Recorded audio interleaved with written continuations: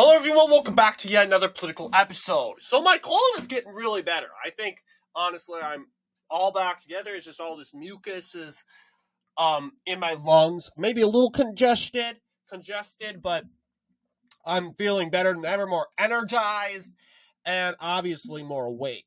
So today we're talking about Tim Kaine's re-election bid into the United States Senate. You'll see he was supposed to win by, I think, a lot, in other words.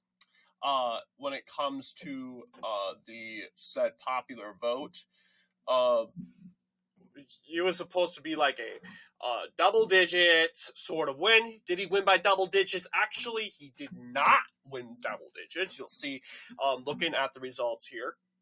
What did the polls actually say for Tim Kaine?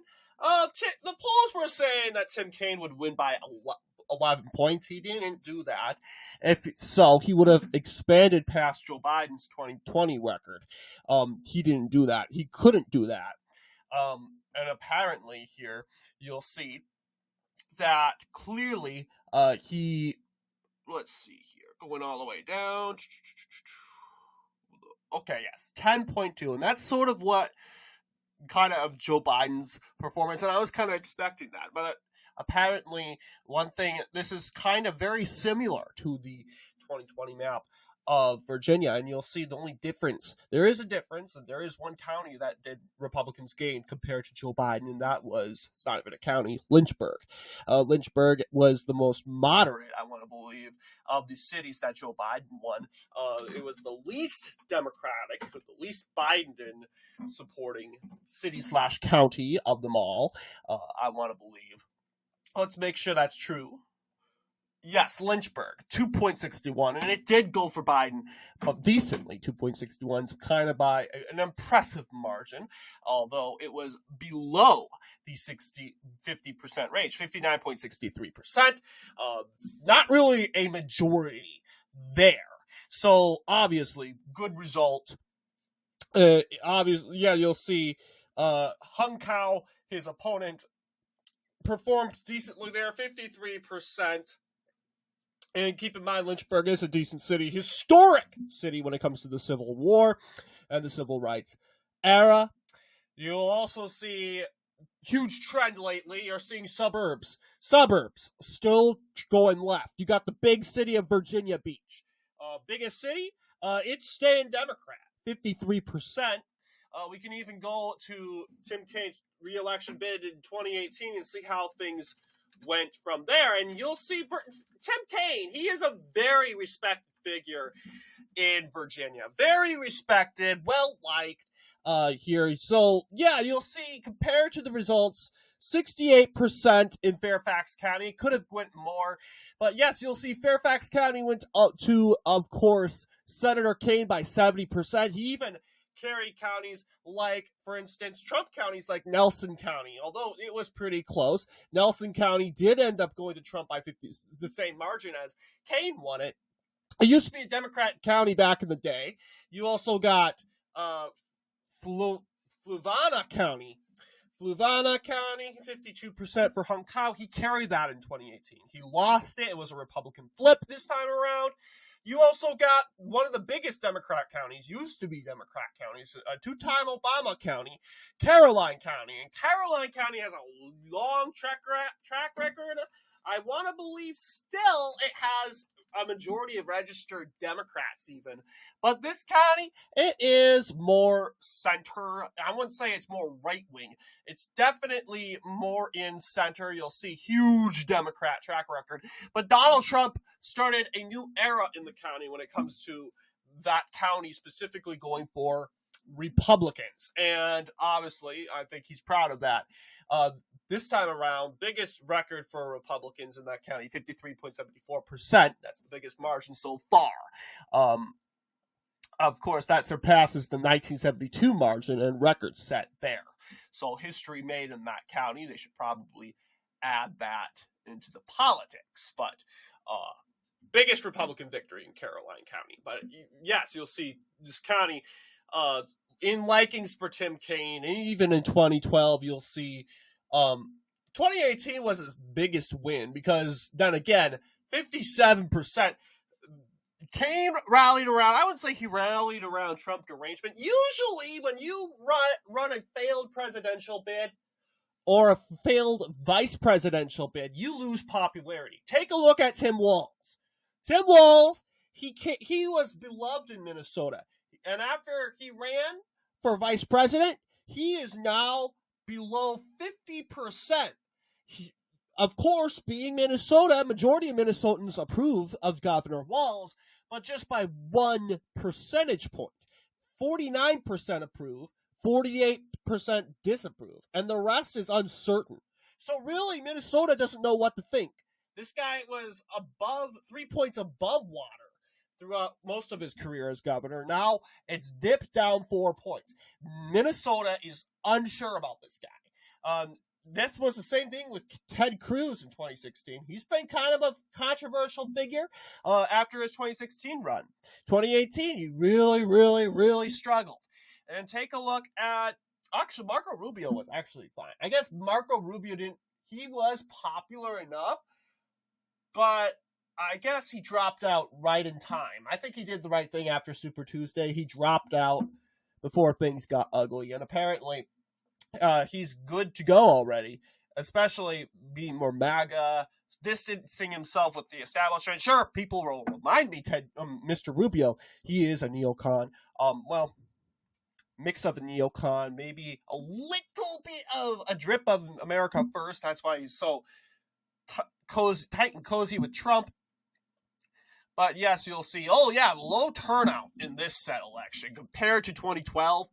66.4%. It dipped down 5 percentage points, and probably that's possibly the reason.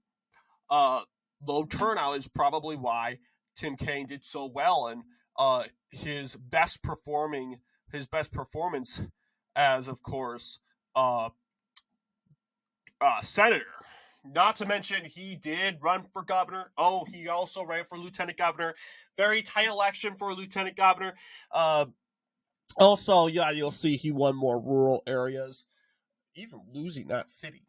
It's a big Democrat stronghold, but boy, have things changed. Blue wave year in 2005, if you haven't noticed. But that's pretty much, of course, Tim Kaine. They call him Timothy Kaine. That's weird. But I don't know if he likes that or not. Obviously, best performance for Hung Cao. And Hung Cao, people liked Hung Cao because of this general election performance where he performed in Loudoun County. Hung Cao. Yeah, people liked Hung Cao because of this performance he performed in. No page for Mr. Cao, but he did perform in pretty well in Loudoun County in regards to this one race, State's House of Representatives in 2022. You'll see going to that district. Now, I'm unsure what that district name is, but we'll find out very shortly. But yeah, eventually this district, I think it's more blue, but comparing it to 2020, well, we like to fathom over it. I honestly don't think Cao's performance shouldn't be the reason why he should have been nominated. We can compare the results in that district. This is Jennifer Wexton, and Wexton won independent. No, it's a new guy. Sohas. Big long name. Subramaniam. Okay, yeah. But maybe it's the beneficiary of redistricting 2020, 56%. I'm not saying it's because of Hung Cao. I mean, this was redistricting. Period. Yeah, you got some red counties over here. You also got a big city. But maybe this... And you also got, you got Loudoun up here. Is that Loudoun County? Yeah, Loudoun County. You got this county right here. That's Prince William County. But then again, you got the Red County, Fauquier County, Rappahannock County, that's given, of course, the campaign, the Hung Cao campaign. I guess they were really fathoming over the point that, yeah, you only got the city of Arlington. Is that Arlington? Okay. Fairfax, that's within, okay. Manassas. Okay, this is Manassas. Oh, is that Manassas? You would think it'd be Manassas. Neighboring city? Yeah, that's in Prince William County, and there's a little bit of Fairfax. But yes, there's this one city. One of them is Manassas. I think Manassas is more liberal, but big county right here, 60%. This one city, whether it be Manassas or not, it's 60% going in for, of course, Wexton. But for some reason, a lot of people said, okay, he ran in this race. He is obviously very qualifying. And honestly, there was no real opposition other than Eddie Garcia. Put up a huge fight. Honestly, came in third place, but he brought something home. This tiny little city that Kaine lost in his first attempt. Now very Democrat indeed. Emporia. The city of Emporia, blue stronghold.